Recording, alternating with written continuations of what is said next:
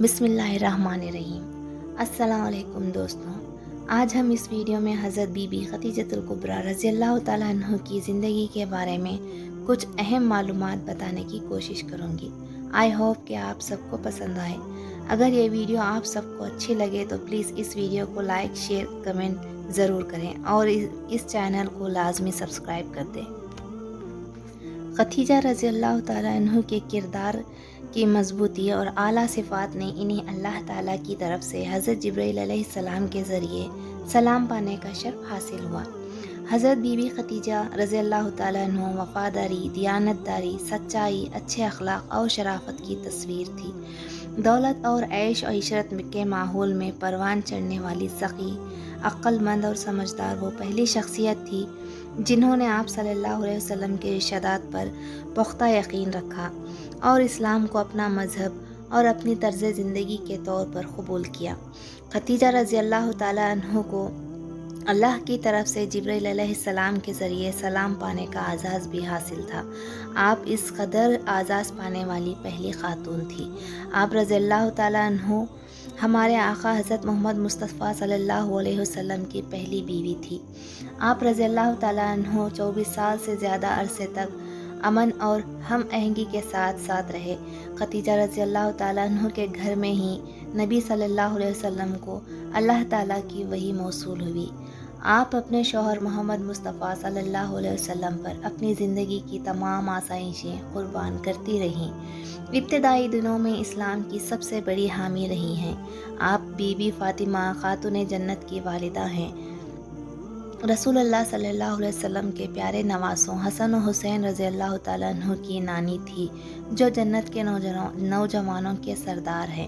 عبداللہ بن عباس رضی اللہ تعالیٰ عنہ بیان کرتے ہیں کہ ایک دن نبی کریم صلی اللہ علیہ وسلم زمین پر 4 لکیریں کھینچے اور اپنے صحابہ سے پوچھا کہ کیا وہ سمجھتے ہیں کہ ان لکیروں کا کیا مطلب ہے؟ انہوں نے احترام سے جواب دیا کہ یا رسول اللہ، آپ بہتر جانتے ہیں۔ پھر آپ صلی اللہ علیہ وسلم نے انہیں بتایا کہ یہ لکیریں کائنات کی 4 صف اول کی خواتین کے لیے کھڑی ہیں، جو سب سے پہلے بی بی خدیجۃ الکبریٰ بنت خویلد، دوسری بی بی فاطمہ بنت محمد صلی اللہ علیہ وسلم، تیسری بی بی مریم حضرت عیسیٰ علیہ السلام کی والدہ اور چوتھی بی بی آسیہ بنت مزاحم فرعون کی بیوی ہیں، اور حضرت بی بی خدیجہ کو تمام مومنین کی ماں ہونے کا اعزاز ملا۔ دوسری حضرت بی بی فاطمہ رضی اللہ تعالیٰ عنہ کو یہ بشارت دی گئی کہ وہ جنت کی عورتوں میں سردار ہوں گی۔ تیسری بی بی مریم رضی اللہ تعالیٰ عنہ وہ واحد پاک و پاکیزہ خاتون ہیں جن کو بغیر کسی مرد نے چھوئے اللہ کے نبی حضرت عیسیٰ علیہ السلام کی والدہ ہونے کا شرف حاصل ہوا۔ اور چوتھی فرعون کی طویل عمر اور نیک بیوی حضرت بی بی آسیہ رضی اللہ تعالیٰ عنہ ہیں، جنہوں نے اپنے شوہر کو مشورہ دیا تھا کہ وہ شیر خوار موسیٰ علیہ السلام کو گود لے لیں۔ یہ ایک ایسے وقت میں تھا جب بچوں کا قتل ملک کا قانون تھا۔ قبیلہ بنی اسرائیل کے تمام نوزائیدہ لڑکوں کو اس پیشن گوئی کی وجہ سے قتل کیا جا رہا تھا کہ ان میں سے ایک بچہ فرعون کو آخر کار گرا کر ہلاک کر دے گا۔ آپ رضی اللہ تعالیٰ عنہ نے نہ صرف فرعون کے محل میں موسیٰ علیہ السلام کی پرورش کی، بلکہ اسلام قبول کرنے والے اولین لوگوں میں سے ایک تھی جب حضرت موسیٰ علیہ السلام نے تبلیغ کی تھی۔ عائشہ رضی اللہ تعالیٰ عنہ بیان کرتی ہیں کہ نبی صلی اللہ علیہ وسلم نے جب بھی خدیجہ رضی اللہ تعالیٰ عنہ کے بارے میں بات کی، وہ سب سے زیادہ تعریف کے لحاظ سے تھی، اور آپ صلی اللہ علیہ وسلم نے فرمایا کہ خدیجہ رضی اللہ تعالیٰ عنہ نے مجھ پر اس وقت یقین کیا جب سب نے، یہاں تک کہ میرے اپنے خاندان اور قبیلے کے لوگوں نے بھی مجھ پر یقین نہیں کیا اور اس بات کو تسلیم کیا کہ میں واقعی میں نبی اور اللہ تعالیٰ کا رسول ہوں، اور سب سے پہلے انہوں نے اسلام قبول کیا۔ اس عقیدے کو پھیلانے میں میری مدد کرنے کے لیے اپنی تمام دولت اور دنیاوی سامان خرچ کر دیا، اور یہ بھی وقت تھا جب لگتا تھا کہ ساری دنیا میرے خلاف ہو گئی ہے اور مجھے ستا رہی ہے، اور خدیجہ رضی اللہ تعالیٰ عنہ کے ذریعے ہی اللہ تعالیٰ نے مجھے اولاد سے نوازا۔ حضرت بی بی خدیجہ رضی اللہ تعالیٰ عنہ 556 عیسوی میں مکہ مکرمہ میں پیدا ہوئی۔ ان کے والدہ کا نام فاطمہ بنت زید اور والد کا نام خالد بن اسد تھا۔ آپ رضی اللہ تعالیٰ عنہ کے والد قبیلہ قریش میں ایک بہت مقبول رہنما اور بہت بڑے تاجر تھے، جو فجر کے مشہور جنگ میں لڑتے ہوئے شہید ہو گئے تھے۔ حضرت بی بی خدیجہ رضی اللہ تعالیٰ عنہ نے سب سے پہلے ابو ہالہ ملک بن نباش بن زرارہ بن عتمہ سے شادی کی۔ ان سے آپ رضی اللہ تعالیٰ عنہ کو 2 بچے ہوئے، جن کا نام ہالہ اور ہند رکھا گیا تھا، لیکن بدقسمتی سے وہ انتقال کر گئے۔ کچھ عرصے بعد آپ رضی اللہ تعالیٰ عنہ کی شادی عتیق بن عیس بن عبداللہ المخزومی سے ہوئی اور ان سے ایک بیٹی بھی ہوئی جس کا نام ہندہ رکھا گیا، لیکن یہ شادی جلد ہی عدم مطابقت کی بنیاد پر ٹوٹ گئی۔ اس کے بعد آپ رضی اللہ تعالیٰ عنہ کی تمام تر توجہ اپنے بچوں کی پرورش اور اپنے والد سے وراثت میں ملنے والے کاروبار کی تعمیر پر مرکوز ہو گئی۔ آپ رضی اللہ تعالیٰ عنہ کی ہوشیاری اور کاروباری قابلیت نے آپ رضی اللہ تعالیٰ عنہ کو قریش میں سب سے زیادہ وسیع کاروباری بنا لیا۔ آج کی طرح سفر اور مواصلات کا کوئی نیٹ ورک نہیں تھا اور سب کچھ آپ کے ملازمین کی دیانتداری پر منحصر تھا، جو آپ کی طرف سے دور دور تک سفر کرتے تھے۔ آپ رضی اللہ تعالیٰ عنہ اپنے پروڈکٹس کو شام جیسے دور دراز بازاروں میں برآمد کرتے تھے۔ ایک دن آپ رضی اللہ تعالیٰ عنہ نے نبی کریم صلی اللہ علیہ وسلم کی دیانتداری اور اصولی رویے کے بارے میں سنا تو خدیجہ رضی اللہ تعالیٰ عنہ نے آپ صلی اللہ علیہ وسلم کو اپنے تجارت کی سربراہی کے لیے ملازمت کی پیشکش بھیجی۔ آپ صلی اللہ علیہ وسلم نے باخوشی اس پیشکش کو قبول کر لیا اور آپ کے لیے کام کرنا شروع کر دیا۔ خدیجہ رضی اللہ تعالیٰ عنہ نے آپ صلی اللہ علیہ وسلم کو ایک تجارتی سفر پر شام بھیجا۔ خدیجہ رضی اللہ تعالیٰ عنہ نے اپنے ایک پرانے اور قابل اعتماد غلام، جن کا نام میسرہ تھا، آپ صلی اللہ علیہ وسلم کے ساتھ خدمت کے لیے سونپا گیا، اور یہ سفر ایک انتہائی منافع بخش منصوبہ ثابت ہوا۔ اور میسرہ اس سفر کے دوران کچھ انتہائی قابل ذکر مناظر دیکھ کر حیران رہ گئے۔ رسول اللہ صلی اللہ علیہ وسلم کی دیانتداری، کردار کی مضبوطی، اصولوں کی پاسداری، ان کے دوستانہ معاملات اور کاروباری صلاحیتوں سے بہت متاثر ہوئے، مطلب کہ مکمل طور پر آپ صلی اللہ علیہ وسلم نے میسرہ کا دل جیت لیے۔ شام سے واپسی پر رسول اللہ صلی اللہ علیہ وسلم کچھ دیر آرام کرنے کے لیے ایک درخت کے نیچے لیٹ گئے۔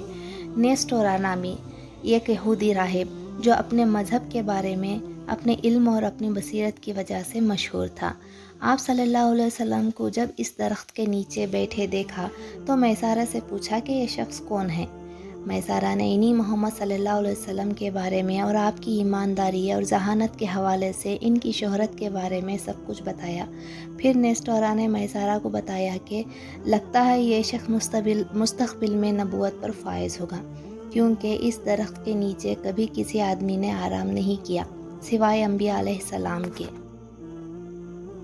روایت ہے کہ میسرہ نے اس سفر کے دوران دیکھا کہ 2 فرشتے جو نبی کریم صلی اللہ علیہ وسلم کے سر پر ہمیشہ ایک بادل کا ٹکڑا لے کر آپ صلی اللہ علیہ وسلم کے ساتھ ساتھ چلتے، تاکہ آپ کو سورج کی چمک اور گرمی سے بچایا جا سکے۔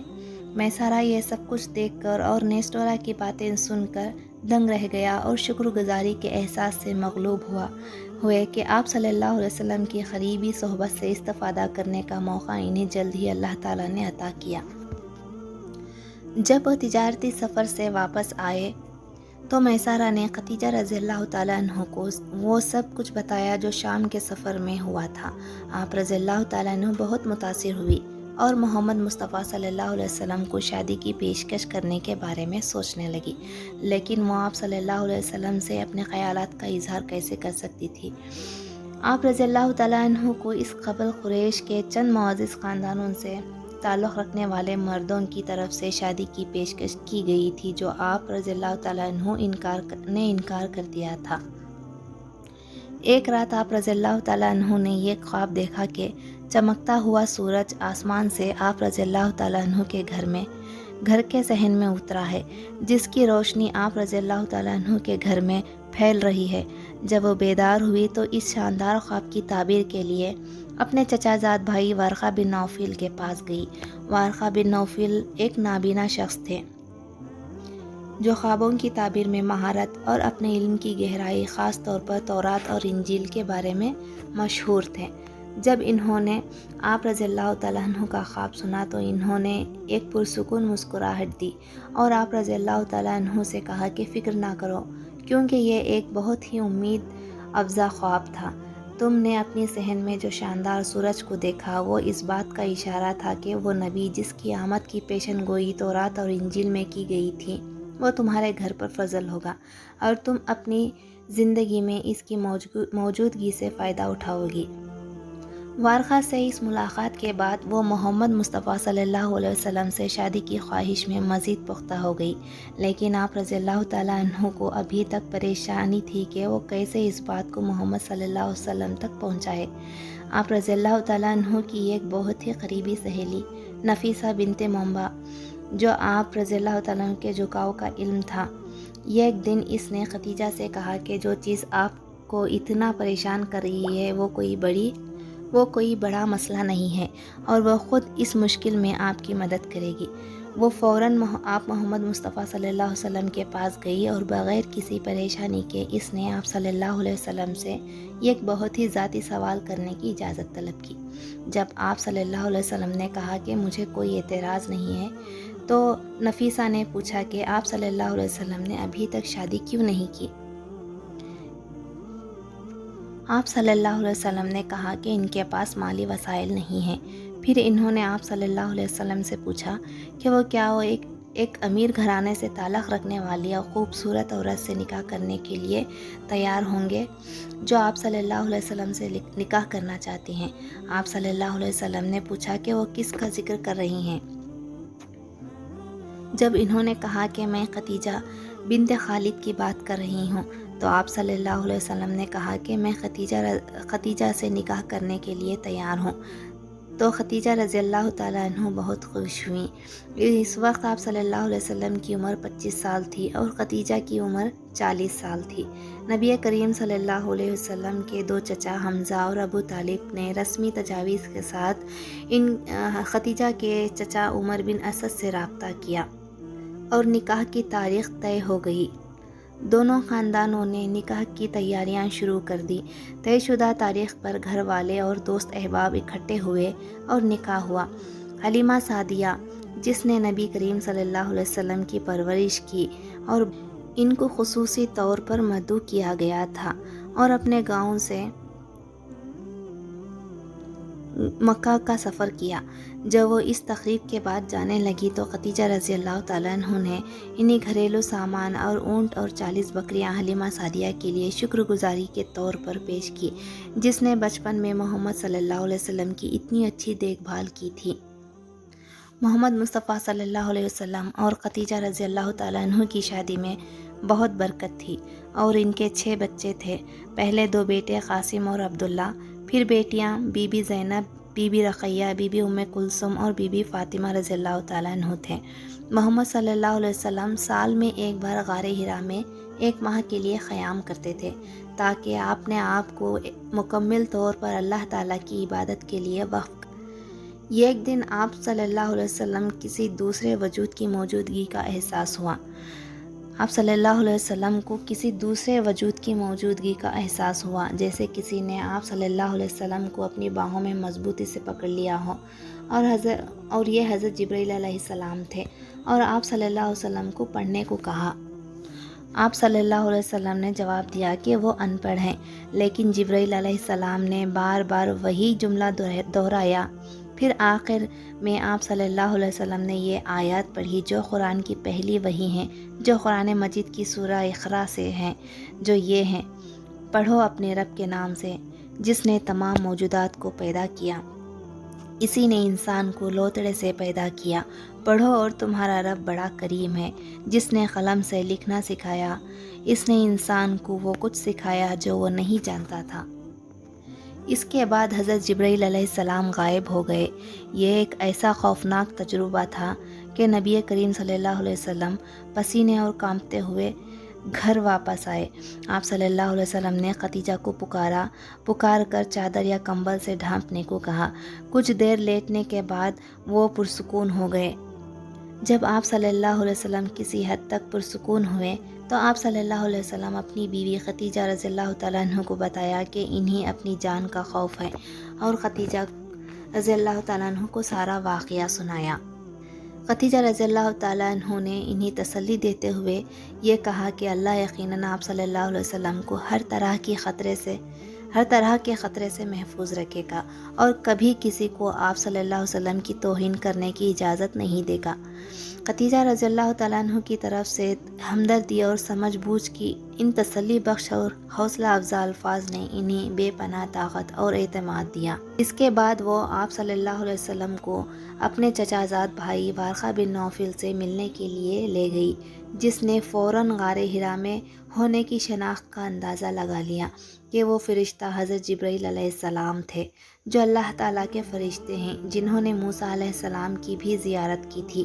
وارقہ جو بہت بوڑھے ہو گئے تھے، ان کی خواہش تھی کہ وہ اس وقت کو دیکھنے کے لیے زندہ رہ سکیں جب آپ صلی اللہ علیہ وسلم کی قوم آپ کو جلا وطنی پر مجبور کرے گی، تو وہ اس وقت زندہ ہوتے اور ان کی مدد کرنے کے قابل ہوتے۔